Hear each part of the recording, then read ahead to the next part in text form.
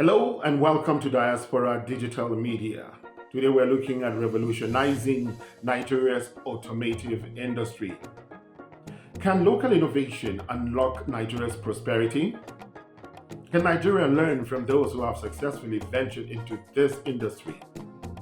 What Nigeria stands to gain? We'll also look at Nigeria versus Morocco automotive industry race. But first, how is Morocco now number one in Africa? My name is Juan Pam Jr. and this is the Editorial.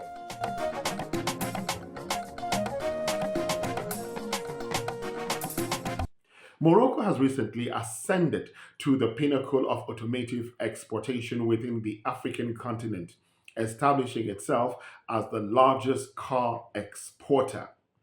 This remarkable achievement is a statement and a testament to the country's robust industrial strategies and its commitment to fostering a thriving automotive sector.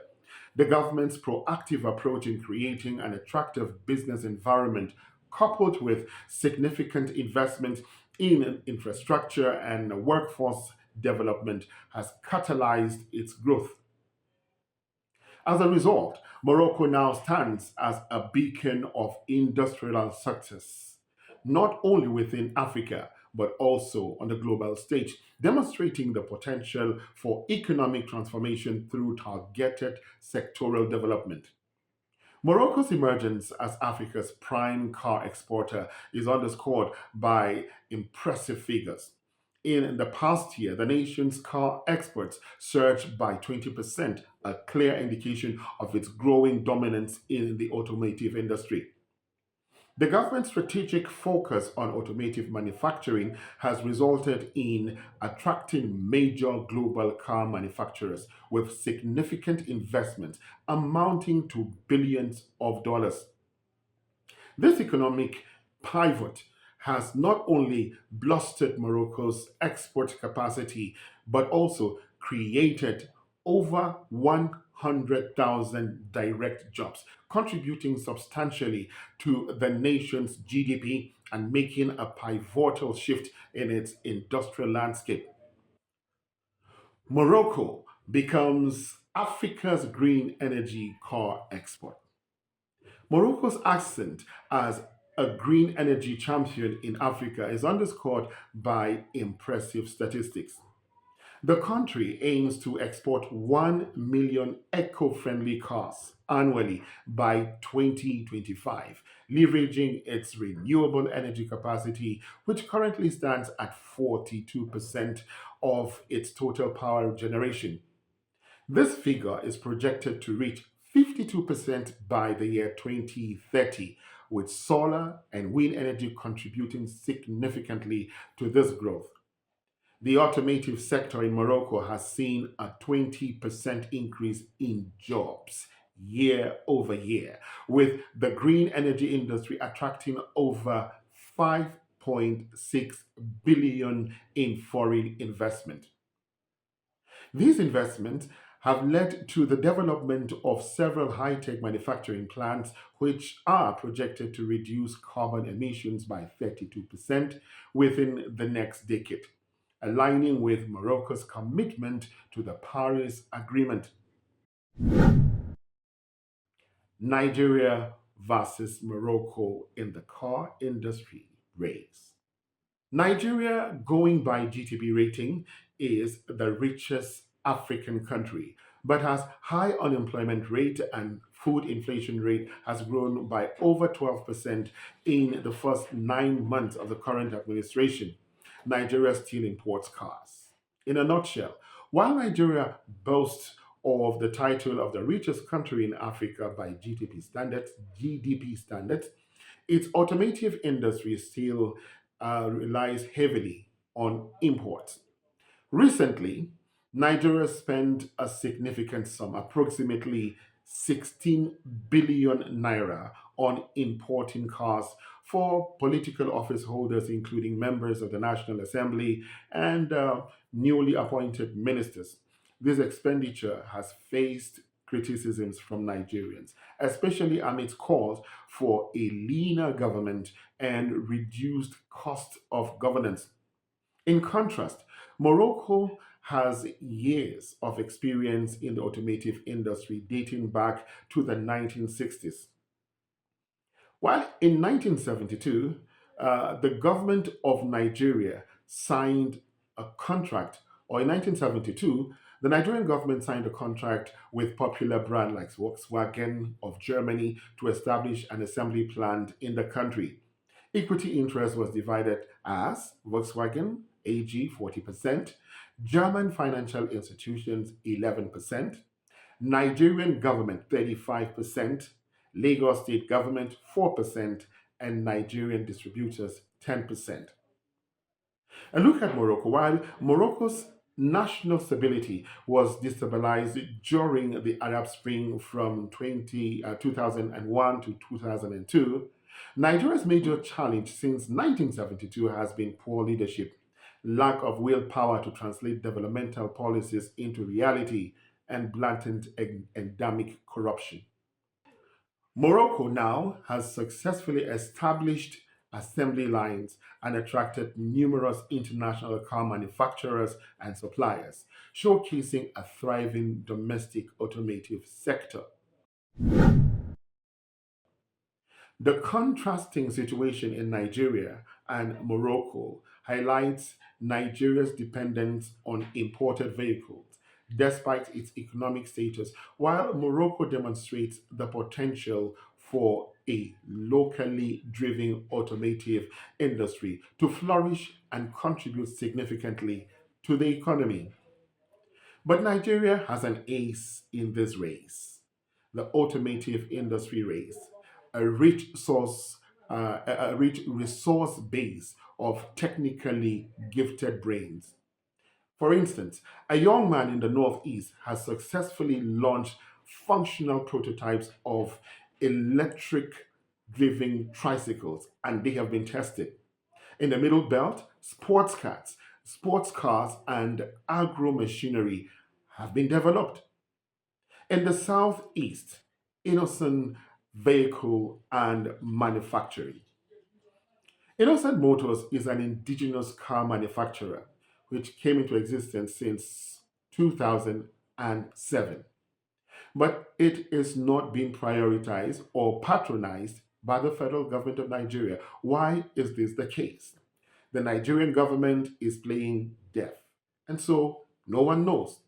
However, what everyone agrees on, at least in principle, is this: the possible benefits of patronizing innocent motors instead of importing luxury cars for political office holders include boosting the local economy by supporting indigenous industries, creating jobs, promoting technological advancement in the automotive sector, reducing reliance on foreign imports, conserving foreign exchange reserves, and fostering national pride and identity by showcasing homegrown innovation.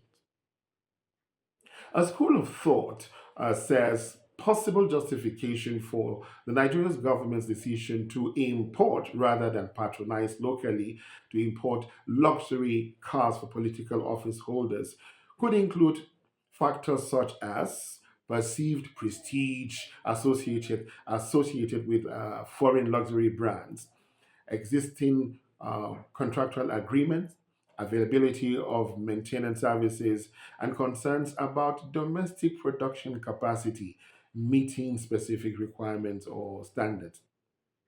The truth is that this is not rocket science. Common sense holds the superior argument on this matter. Countries that have opportunity to manufacture and have seized that chance to support it and actually go into manufacturing can make more money by patronizing and exporting their own vehicles. Let the data speak for itself. Yes, several developed and developing countries prioritize and patronize their own indigenous automotive industries for various reasons, including economic development, job creation, technological advancement, and national pride. Now, here are some examples. One, Germany. Germany is home to several renowned automotive companies such as Volkswagen, BMW, Mercedes Benz, and Audi.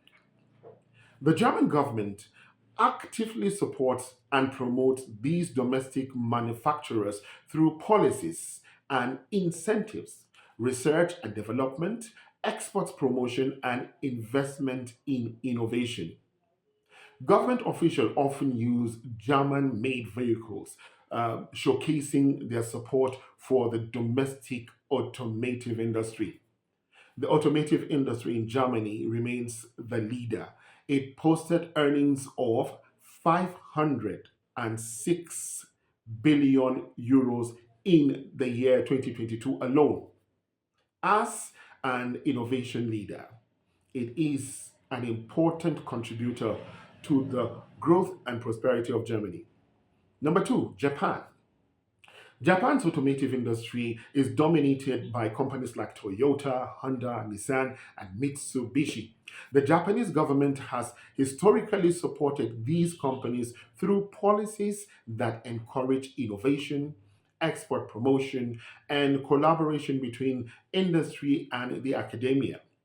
Government officials frequently use domestically produced vehicles, reflecting the country's pride in its own automotive heritage. In the fiscal year 2022, the automobile service and repair industry in Japan generated approximately 4.7 trillion Japanese yen in sales, increasing by around 3.4% year on year. Number three, South Korea.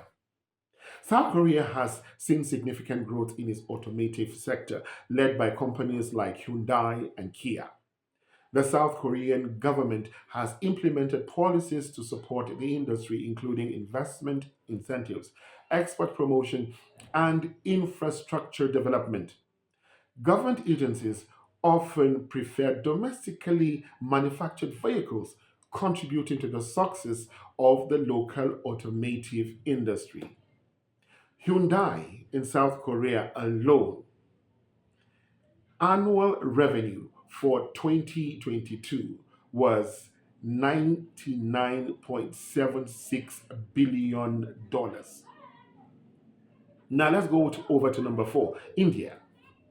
India is home to Tata Motors and Mahindra and other domestic automotive manufacturers. The Indian government has implemented various policies to support the growth of the domestic automotive industry, including tax incentives, subsidies for research and development, and infrastructure development. Government officials use Indian made vehicles, promoting the country's automotive sector both domestically and internationally. Now, as at April 2022, India's auto industry is worth more than 100 billion US dollars and accounts for 8% of the country's total exports and 1.7% of India's entire GDP. Now let's take a look at Brazil. Brazil has a thriving automotive industry with companies like Volkswagen, Fiat, and GM manufacturing vehicles locally. The Brazilian government has implemented protectionist policies, import tariffs, and investment incentives to support the domestic automotive sector. Government agencies often procure vehicles from the domestic manufacturers, contributing to the growth and the competitiveness of the industry within Brazil. Now, in 2022, the Brazilian motor sector recorded an annual net revenue of 53.6 billion US dollars. These examples demonstrate how countries around the world prioritize their indigenous automotive industry to achieve economic development, job creation, technological advancement, and national pride. So let's look back at home. In case the Nigerian government is finding it difficult to see the benefits of patronizing indigenous manufacturers like Innocent Motors, DDM can freely shine the light on the obvious benefits. Let's start by number one, boosting the local economy. Supporting Innocent Motors means investing in a Nigerian owned company, which in turn contributes to the growth of the local economy.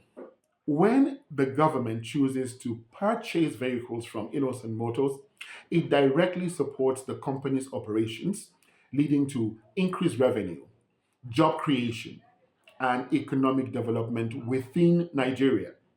This boost in economic activity can have multiplier effects, benefiting various sectors of the economy and ultimately improving the standard of living of Nigerian citizens. Number two, job creation. Innocent Motors and others like it employ a significant number of people across various stages of the automotive production process, including manufacturing, assembling, research and development, sales, and after sales services. Now, by patronizing Innocent Motors, the government not only sustains existing jobs, but also stimulates the creation of new employment opportunities. This is particularly crucial in a country like Nigeria with high unemployment rates, as job creation contributes to poverty reduction and social stability. Number three, promoting technological advancement. It encourages innovation and technological advancement within the domestic automotive industry. As the company receives government patronage and investment, it gains resources to invest in research and development, product design, and technology upgrades. Over time, this can lead to the development of more advanced, efficient, and environmentally friendly vehicles tailored to the needs of the Nigerian market. Moreover, advancement in the automotive sector can spill over into other industries, driving overall technological progress and competitiveness. We'll get into that shortly. Number four, reducing reliance on foreign imports. It reduces Nigeria's dependency on foreign imports for vehicles, thereby improving the country's trade balance and conserving foreign exchange reserves. By manufacturing vehicles domestically, Nigeria can mitigate the risk associated with fluctuating exchange rates, trade barriers, and supply chain disruptions. Additionally, local production can enhance national self sufficiency and reliance, especially during times of economic uncertainty or geopolitical tensions. Number five, fostering national pride and identity. Supporting homegrown automotive brands like Innocent Motors fosters a sense of national pride and identity among Nigerian citizens. It showcases Nigeria's capabilities in innovation, entrepreneurship, and industrialization, highlighting the country's potential on the global stage. The government officials, and now when government officials use locally manufactured vehicles, it sends a powerful message of confidence in Nigerian made products and encourages citizens to support domestic industries. This collective pride can strengthen social cohesion and unity, rallying people around a common vision of progress and prosperity. Number six, a practical automotive training hub. Nigerian government can enter into partnership with Innocent Vehicles Manufacturing, popularly known as IVM, and engage IVM as a practical experiential center for graduates of auto engineering from all tertiary institutions in Nigeria. This will sharpen their skills and ensure graduates transition into professionals in different aspects of car manufacturing. IVM, in partnership with universities, can also serve as a research base for further innovation for growth and industry in the country. And finally, number seven, resuscitation of dying local supplier industries. Dead and dying industries in Nigeria, like the iron and steel factories, will revive. Example, the Ajakwata in Kogi, the mercury smelting in Jos, Plateau State, textile industries in Kano, tire and battery manufacturers in the south will all be revived to provide jobs while supplying top quality, locally produced raw materials for the Nigerian car industry. This will mean the availability of spare parts for the competing made in Nigeria brands. By doing this, Nigeria would not only reverse the trend of buying used or discarded quote unquote Tokumbo cars at cutthroat prices, but will be on its way to being the major supplier of brand new cars to neighboring West African countries and indeed the sub African region at large. Small steps and big picture visionary outlook like this can change Nigeria from a consuming nation to a producing and prosperous nation. To conclude the matter, Nigeria, despite its status as the richest country in Africa going by GDP ratings, heavily relies on imported vehicles as evidenced by the recent expenditures on imported cars for political office holders. This dependence highlights missed opportunities for local manufacturing, exemplified by the underutilization of indigenous brands like the IVM, innocent vehicle manufacturers. Supporting local manufacturers like Innocent Motors offers numerous benefits, including boosting the local economy, creating jobs, promoting technological advancements, reducing reliance on foreign imports, conserving foreign exchange reserves, and fostering national pride and identity.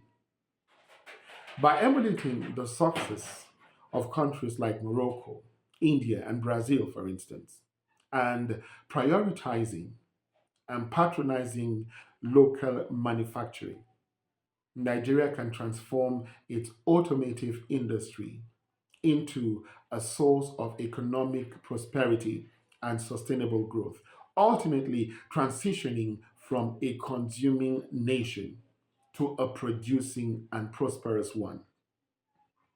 Whatever reasons, the Nigerian government will be shooting itself in the foot if it continues to ignore its duty of supporting the growth of the indigenous automotive industry. That's a wrap on today's editorial. I remain yours, Ranpam Jr., and thanks for watching.